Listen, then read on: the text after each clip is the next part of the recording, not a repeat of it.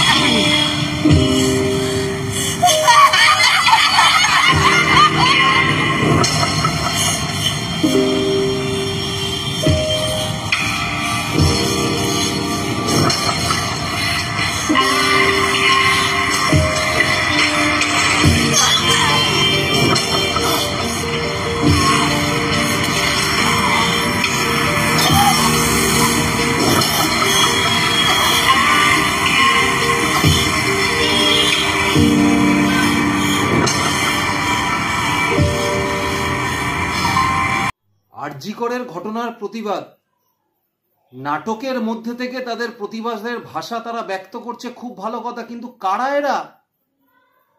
এরা কারা? একজন ডাক্তার মারা গেছে, তার প্রতিবাদের ভাষা নাটকের মধ্যে থেকে খুব ভালো, কিন্তু এই পোশাক পরে কলকাতার রাস্তায় এরা কারা? কোন পন্থী? বুঝতে কি মানুষের আর কোনো অসুবিধা আছে? এরা কোন পন্থী?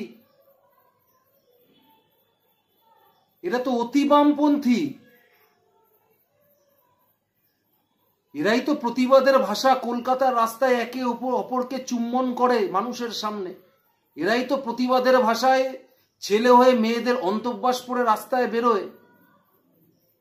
এরাই তাদের মধ্যে সেই লোক যারা এখনো স্বাধীন ভারতবর্ষের বুকে দাঁড়িয়ে ভারতবর্ষের আজাদি চায়, কেরালার আজাদি চায়, মণিপুরের আজাদি চায়, কাশ্মীরের আজাদি চায়। এরা তো অতি বাম।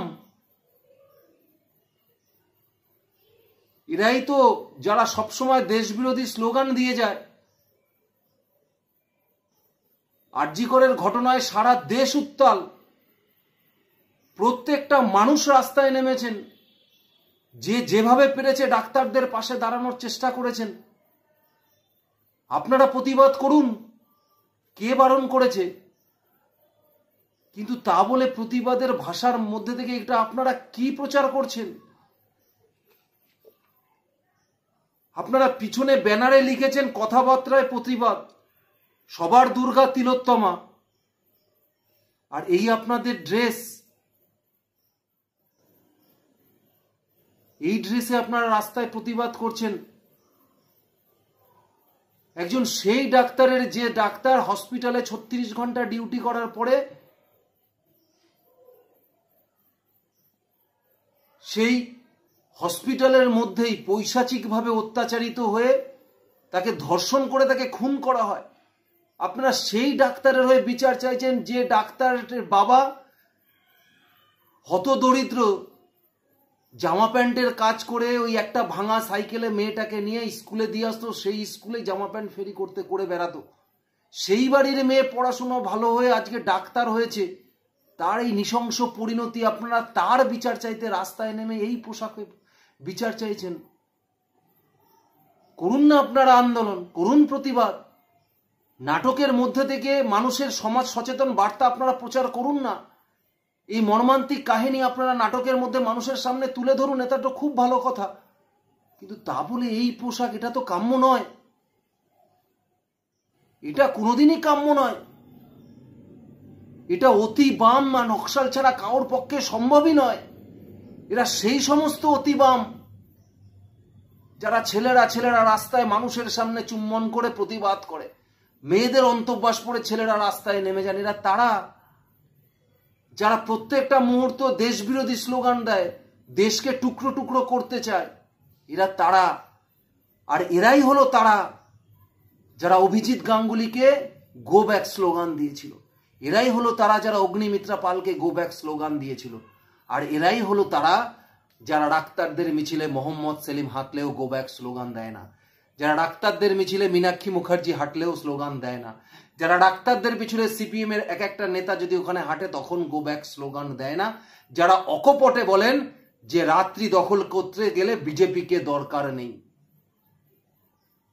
আর এদের কথাতে, এদের সাপোর্টে জুনিয়র ডাক্তারদের মুখে হাতরাস উন্নাওয়ের কথা শোনা গেলেও কখনো একবারও নাকতলা বানতলার কথা শোনা যায় না।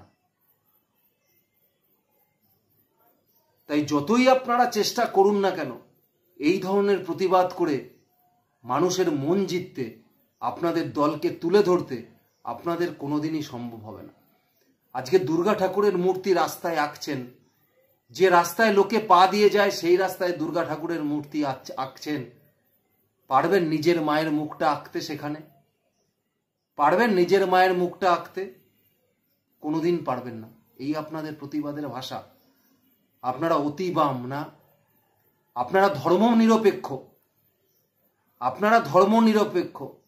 আপনারা এমন ধর্ম নিরপেক্ষতা আপনারা পালন করে যেখানে প্যালেস্তাইন দিবস আপনারা পালন করেন, কিন্তু আপনার পার্শ্ববর্তী দেশে সংখ্যালঘু হিন্দুরা অত্যাচারিত হচ্ছে, সেক্ষেত্রে আপনারা তাদের জন্য দুঃখ প্রকাশ করেন না, একটা মিছিলও বার করেন না। আপনারা এমন ধর্ম নিরপেক্ষ দল।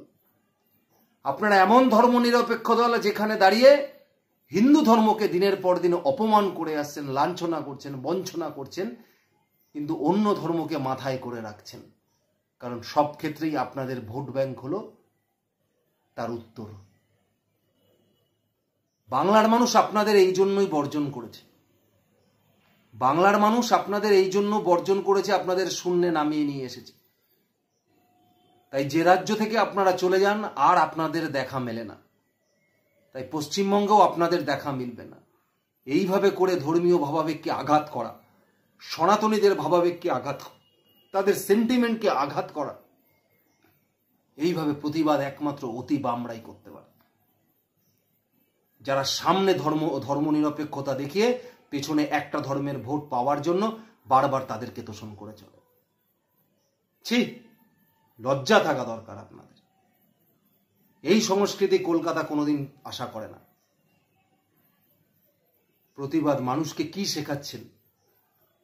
নিজেদের শরীর দেখিয়ে আপনারা প্রতিবাদ করছেন, এইভাবে তিলোত্তমার বিচার চাইছেন। এতে তিলোত্তমাকে অপমান করা হচ্ছে না? এতে আপনাদের বোন অভয়াকে অপমান করা হচ্ছে না? এই আপনাদের অঙ্গভঙ্গি, এই আপনাদের ড্রেস। ছি, শুধরান, এখনো সময় আছে, আপনারা শুধরান। মানুষ আপনাদের গঙ্গায় ছুঁড়ে ফেলেছে, এরপরে আপনাদের বঙ্গোপসাগরে ছুঁড়ে ফেলবে, মিলিয়ে নেবেন।